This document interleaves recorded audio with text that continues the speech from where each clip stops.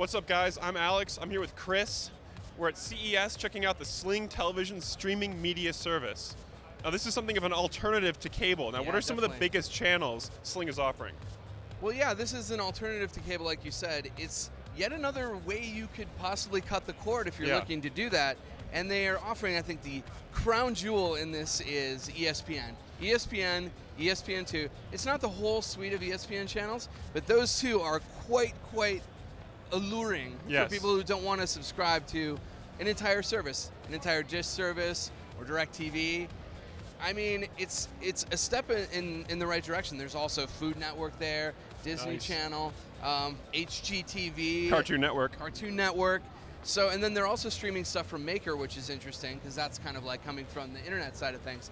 So, this is not the end, you know. Like if this service is successful, they'll add channels, they'll take channels away. One of the things that one of the reps was telling us is that the future of it probably looks something like packages. Like you get a sports package, or you could maybe get a food package with like Food Network and Cooking Show or something like that.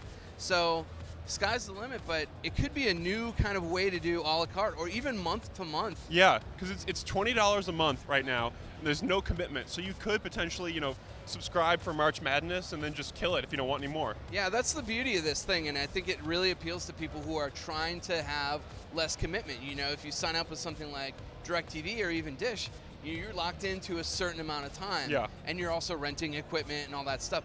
This is an app. It sits on, one of your devices, and then you just use it. So it's on Xbox One and Roku and iOS and Android and, certain smart TVs. Yeah. So there's a lot of different ways you can get at this, and I think they're making it as easy as possible to consume this stuff. Definitely.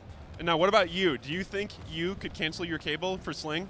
I personally like movie channels too much, but the second it starts going in the way of like the a la carte channels, like HBO later this year is going to be doing HBO Go, and when that happens, I mean, it's a really, really interesting scenario now, because I could actually get everything I get out of my TV just by turning on my Xbox One.